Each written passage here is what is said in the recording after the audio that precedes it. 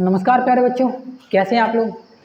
उम्मीद करता हूं कि आप सभी बहुत अच्छे होंगे और मस्त तरीके से अपनी पढ़ाई कर रहे होंगे।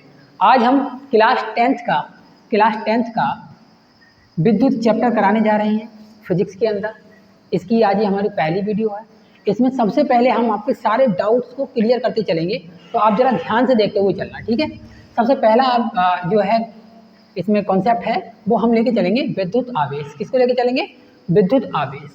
तो हम बोल सकते हैं किसी पदार्थ का वह गुण है। विद्युत आवेश क्या है? किसी भी पदार्थ का वह गुण है जो उस पदार्थ में चुंबकीय तथा वैद्युत प्रभाव उत्पन्न कर देता है। भाई कैसे प्रभाव उत्पन्न करता है? वैद्युत तथा चुंबकीय प्रभाव उत्पन्न कर देता है, तो उसे हम क्या कहते हैं? विद्युत आवेश कहते हैं। फिर से पढ़ लो, एक बार डेफिनेशन याद हो जाएगी। किसी पदार्थ का वह गुण जिसके कारण उसमें क्या चीज़ उत्पन्न हो जाती है? चुंबकीय तथा मतलब वैद्युत तथा चुंबकीय प्रभाव उत्पन्न हो जाते हैं, ठीक है। वैद्युत तथा चुंबकीय प्रभाव उत्पन्न हो जाते हैं, उसी को हम क्या कहते हैं? विद्युत आवेश कहते हैं, ठीक है। तो उत्पन्न होते हैं, यहाँ लिख देंगे विद्युत आवेश कहलाता है।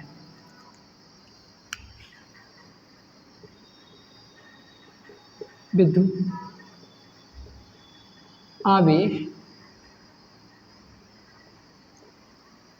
कहलाता है। यहाँ तक मैं उम्मीद करता हूँ कि आपको सारी चीज़ समझ में आ गई होगी। अच्छा, एक शॉर्ट डेफिनेशन भी हम बता सकते हैं। वो कैसे बना सकते हैं? क्योंकि विद्युत क्या है? विद्युत क्या है?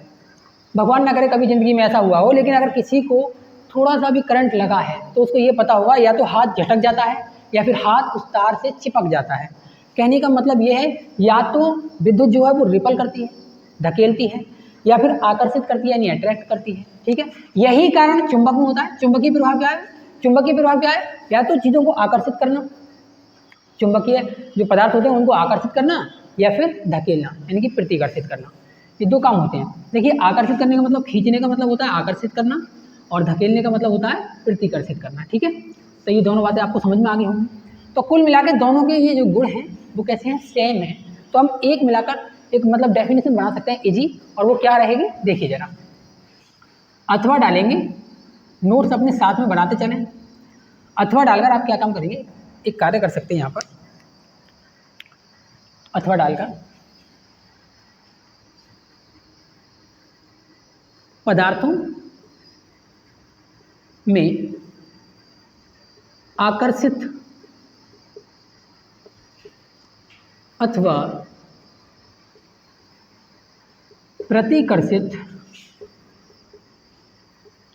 प्रतिकर्षित करने के गुण को विद्युत आवेश कहते हैं। अच्छा, इसको शो किससे करते हैं तो समझ लेंगे सारे बच्चे। शो करेंगे हम स्मॉल क्यू से, ठीक है। कैसे शो करेंगे? स्मॉल क्यू से, ठीक है। ये बातें आपको समझ में आनी चाहिए। कुछ जगह पर आपको मिल जाएगा कि कैपिटल क्यू से भी शो करेंगे, लेकिन हम क्या कर रहे हैं? हम स्मॉल क्यू से शो करेंगे, ठीक है। ये बात याद होगी सभी बच्चों को भी। किसी पदार्थ का वह गुण जिसके कारण उसमें विद्युत तथा चुंबकीय प्रभाव उत्पन्न हो जाते हैं, वैद्युत आवेश कहलाता है। इसको हमें देखकर पता पड़ा कि एक हम शॉर्ट डेफिनेशन बना सकते हैं कि पदार्थों में आकर्षित अथवा प्रतिकर्षित करने के गुण को वैद्युत आवेश कहते हैं। भाई, आकर्षित अथवा प्रतिकर्षित करने के गुण को क्या कहते हैं? वैद्युत आवेश कहते हैं। अब मैं ये मानता हूँ कि आपको वैद्युत आवेश पूरी तरह से समझ में आ गया होगा कि वैद्युत आवेश है क्या। वैद्युत आवेश है क्या? अब हम यहाँ पर समझने की कोशिश करते हैं। चलिए देखिए, एक फॉर्मूला और लिख लेते हैं। Q = N × E। ये आपको 12th क्लास में पढ़ने के लिए मिलेगा। 12th क्लास में, ठीक है, 12th क्लास में पढ़ने के लिए मिलेगा। और ये मिलेगा आपको आवेश के क्वांटीकरण सिद्धांत से पढ़ने के लिए। किससे मिलेगा? आवेश के क्वांटीकरण सिद्धांत से। तो हम उतना डिटेल में नहीं जा रहे, बस आप इसको इतना ही याद रखो, Q = N। ये पहला फॉर्मूला है विद्युत के अंदर। जैसे जैसे फॉर्मूले बनते जाऊंगा मैं उनको लिखते जाऊंगा, आप समीकरण मत समझ लेना, ओके। समीकरण मत समझ लेना, मैं यहाँ बताने की कोशिश कर रहा हूँ। ये पहला फॉर्मूला है। जितने जितने फॉर्मूले मैं लिखाते जाऊँ आप लिखते जाना, और पाठ जैसे ही समाप्त हो, पाठ के लास्ट में सारे फॉर्मूलों को इकट्ठा करके लिख लेंगे और फॉर्मूलों को याद कर लेंगे। और इस मतलब चैप्टर से सवाल बनते हैं, बहुत ज़्यादा बनते हैं, ठीक है। तो वो सारे सवाल भी हम कर लेंगे, ठीक है। जैसा कि हमने पीछे वालों में किया था, सारी तरह के सवाल हमने कर रखे हैं, इसमें भी करेंगे, ठीक है। एक भी न्यूमेरिकल हम छोड़ेंगे नहीं। तो अब इतनी तो बात आपको समझ में आ गई होगी, मिटा सकते हैं इसे। एक काम कीजिए, आप एक स्क्रीनशॉट ले लीजिए, फिर मैं इसे मिटा दूंगा। ठीक है, स्क्रीनशॉट ले लिया होगा आपने। चलिए अब यहाँ पर अच्छा थोड़ी सी एक काम और लिख लीजिए, ई का मान भी लिख लीजिए। यहाँ पर ई क्या है वो भी मैं बता दे रहा हूँ। चलो सारी चीज़ें बता दे रहा हूँ। क्यू क्या है, ध्यान से देखना, वस्तु पर आवेश, ये वो आवेश होगा जो हमें निकालना होगा। ठीक है, एन क्या है, इलेक्ट्रॉन, चलो मैं पूरा ही लिख दे रहा हूँ, इलेक्ट्रॉन की संख्या। ओके, एन क्या है, इलेक्ट्रॉन की संख्या, और ई क्या है उसके बारे में बता दे रहा हूँ, मैं इधर लिख दे रहा हूँ। ई इज इक्वल्स टू होता है 1.6 इंटू 10⁻⁻, माइनस में 10⁻⁻19 कूलम, किस में मापते हैं। ठीक है, तो यहाँ पर मैं सारी चीज़ें ये लिख भी दे रहा हूँ। मात्रक क्या होता है बच्चों, मात्रक होता है कूलम। ठीक है, मात्रक क्या होता है, कूलम। ये ऐसा पद्धति में है इसका मात्रक, और भी बहुत सारे मात्रक होते हैं इसके, जैसे फेरेड इसका सबसे बड़ा मात्रक है। ठीक है, और बहुत छोटे छोटे मात्रक, इसे कहते हैं म्यू, यानी कि माइक्रो कूलम, इस तरह से बना के देगा आपको, क्या देगा, माइक्रो कूलम। तो इनके सभी के बारे में भी हम आपको सारी चीज़ें बता देंगे जब न्यूमेरिकल कराएंगे। तो आप बस इतना याद रखिए, मात्रक क्या होगा, कूलम, क्यू बराबर एन इंटू ई।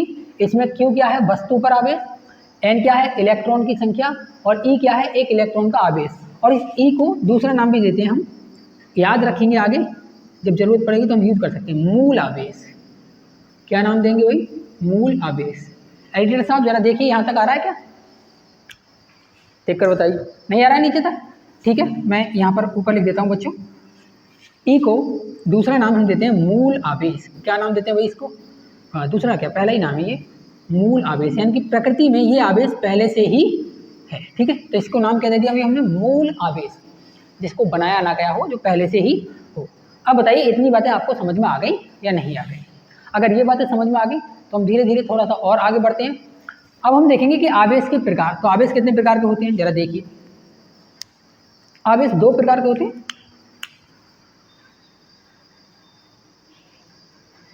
आवेश के प्रकार क्या क्या होंगे,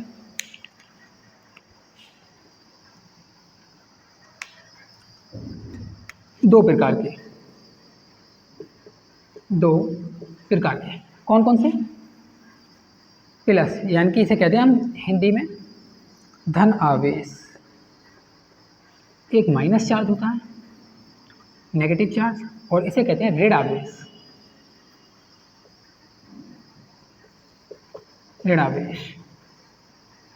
ओके बच्चों, ये बातें आपको समझ में आ गई होंगी, धन आवेश और ऋण आवेश। अब मैं इससे कुछ और बातें बताने जा रहा हूँ। यदि दो अपोजिट साइन वाले, कैसे अपोजिट, कभी भी विपरीत आवेश मिले, क्या हो, विपरीत आवेश मिले, तो वहां पे होगा आकर्षण। विपरीत आवेशों में क्या होगा, प्लस और माइनस विपरीत हैं, अलग अलग हैं, तो क्या होगा, आकर्षण। क्या होगा, आकर्षण। और यदि एक जैसे आवेश हो, यहां पर मैं लिख दे रहा हूं विपरीत, विपरीत आवेश, यदि विपरीत आवेश मिले तो आकर्षण होगा, और यदि आवेश एक जैसे हो, जैसे प्लस प्लस हो और माइनस माइनस हो, तो यहां पर क्या होगा, प्रतिकर्षण, प्रतिकर्षण। ठीक है, यहाँ क्या होगा, प्रतिकर्षण। बात समझ में आ गई होगी। प्रतिकर्षण का मतलब ये एक दूसरे को धकेलेंगे, रिपल करेंगे, क्या करेंगे, रिपल करेंगे। यहाँ क्या होगा, एट्रैक्शन, यानी अट्रैक्ट करेंगे, वो क्या करेंगे, रिपल करेंगे। आपको समझ में आ गया होगा। एक जैसे आवेश हों तो फटाक से बोलना है, क्या करेंगे, प्रतिकर्षण करेंगे, और अलग अलग आवेश हों तो क्या करेंगे, आकर्षण करेंगे। ठीक है, अब आपको आवेश के बारे में सारी जानकारी मिल चुकी है, और आप जो है आवेश से यहाँ से जो भी क्वेश्चन आपके 10th क्लास में बनते हैं वो सारे बन जाएंगे। ठीक है, अब स्क्रीनशॉट ले लीजिए, मैं इसे मिटा दूंगा। तो स्क्रीनशॉट सभी ने ले लिया होगा। चलिए अब हम इसको रफ करते हैं, यानी गायब कर देंगे, छोड़ेंगे नहीं, फ्लैश कर डालेंगे इसको। चलिए सारी चीजें समझ में आ गई होंगी। देखिए समान आवेश पर क्या होता है, प्रतिकर्षण, और विपरीत आवेश पर क्या होगा, आकर्षण। ओके, बातें याद रखेंगे भाई, विपरीत आवेश पर आकर्षण।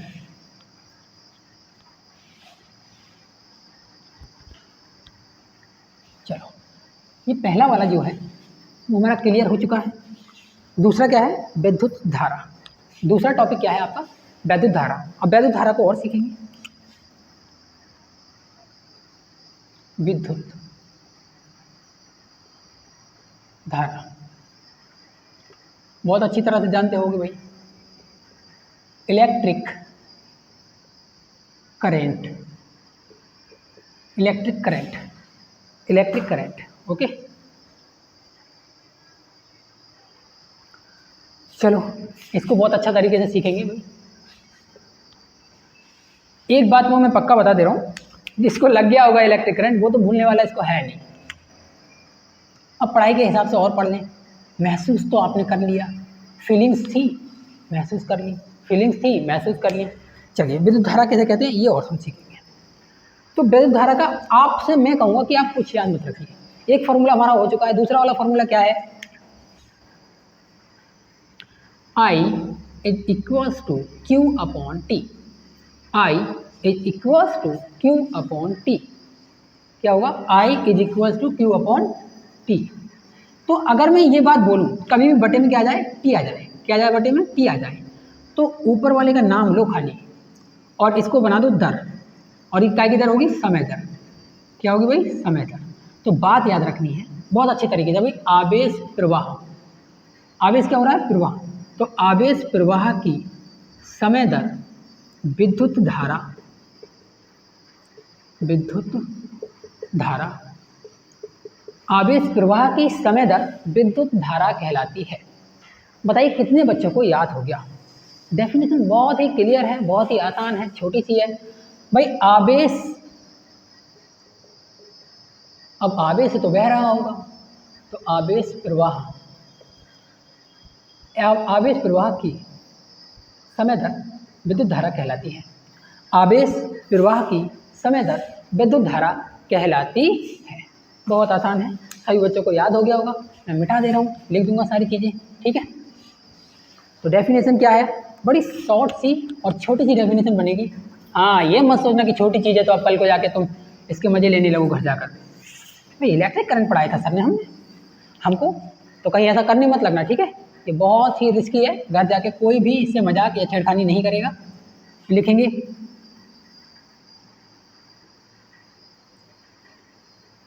आवेश के प्रवाह, प्रवाह मतलब बहना, चलना, प्रवाह की समय दर को विद्युत धारा कहते हैं। आवेश के प्रवाह की समय दर को विद्युत धारा कहते हैं। इसे किससे शो करते हैं भाई? ज़्यादा बड़ा काहे लिखें भैया, यहाँ लिख दे रहे हैं। शो का इसे करते हैं आई से। कहीं आपको कैपिटल आई मिल जाएगा, कहीं पर आपको स्मॉल आई मिल जाएगा। मैं स्मॉल आई ही यूज़ करूँगा, ठीक है। तो डायरेक्टली लिख दे रहा हूँ आपको आई। ओके, सारी बातें समझ में आ गई होंगी। कैसे शो करते हैं? आई से। अब इसके अनुसार अगर हम बनाएं तो क्या बनेगा? अर्थात, ये बातें जरूर लिखा करो। इससे क्या होता है ना, कॉन्सेप्ट क्लियर बहुत अच्छी तरीके से होता है। I is equals to Q upon T. फिर से बता दे रहा हूँ, बटे में कभी भी समय दिखाई दे तो उसे बोलेंगे समय दर। क्या बोलेंगे? समय दर। चीज़ें याद रखेंगे, क्या बोलेंगे भाई? समय दर। 9th क्लास में पढ़ के आए होंगे। ए बराबर वी अपॉन टी, पढ़ा था या नहीं पढ़ा था जरा बताओ?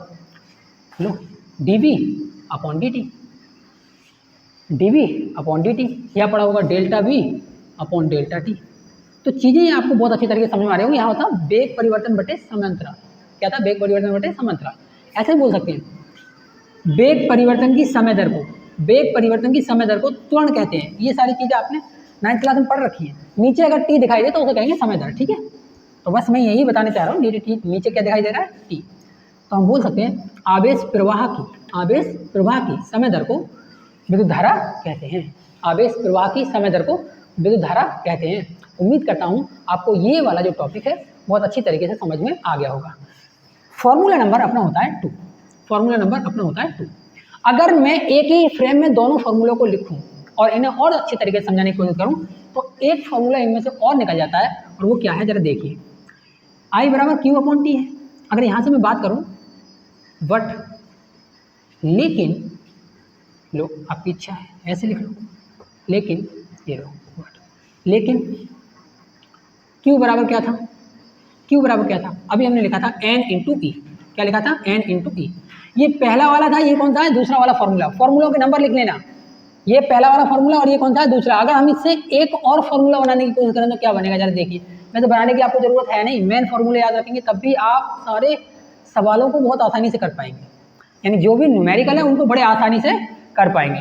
तो यहाँ पर देखिए समझते हैं, अगर मैं यहाँ पर Q की जो वैल्यू है उठाकर समीकरण 1 में रख दूँ, मतलब इसमें रख दूँ, तो क्या होगा, I तब या इसलिए, ये ज़्यादा अच्छा लगेगा, अरे चूंकि बन गया, इसलिए I is equal to Q की वैल्यू रखो यहाँ पर, तो हो जाएगा एन ई अपॉन टी। क्या हो जाएगा, एन ई अपॉन टी। बटे में 1 मान ले रहे हैं, आड़ी तिरछी गुणा करा लेंगे, इसकी इधर और इसकी इधर, तो कराइएगा जरा क्या होगा, मैं इधर लिख दे रहा हूँ, उधर जगह नहीं है। जब इसमें कराएंगे तो क्या होगा, एन ई या फिर I into T is equals to N into E. यहाँ से अब आप किसी की भी वैल्यू निकाल सकते हैं बहुत आसान तरीके से। देखिए कैसे निकालेंगे वैल्यू, यहाँ से चाहे टी की वैल्यू निकाल लो, ठीक है, या फिर यहाँ से एन का मान निकालो, तो एन का मान निकालना होगा तो क्या हो जाएगा, जरा देखिए, आई इंटू टी तो ऐसे ही रहेगा, गुणा में ई है, कायम पहुँच जाएगा भाग में, और यहाँ से ये किसका माना जाएगा, ठीक है। तो ये सारी चीज़ें जो है आपको पता होनी चाहिए। या फिर हम ऐसे भी कर सकते हैं, यहाँ से क्यू की वैल्यू निकालें, फॉर्मूला नंबर 2 है, क्यू की वैल्यू निकालेंगे तो क्या आएगा, जरा बताइए।